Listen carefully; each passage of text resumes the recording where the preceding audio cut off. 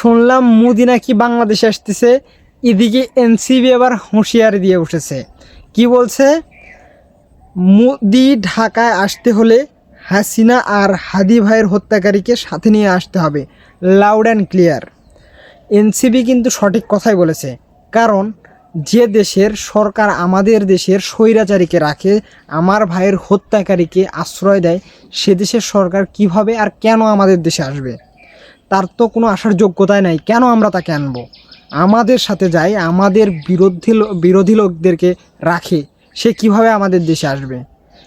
এই ভিডিওটা ব্যাপক পরিমাণ শেয়ার দেন যদি এনসিবি এবং ন্যায় সততার পক্ষে যদি আপনি থাকেন।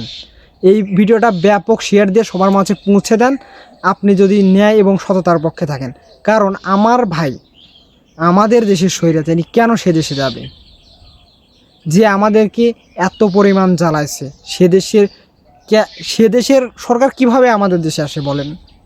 এটা কি ইনসাফ?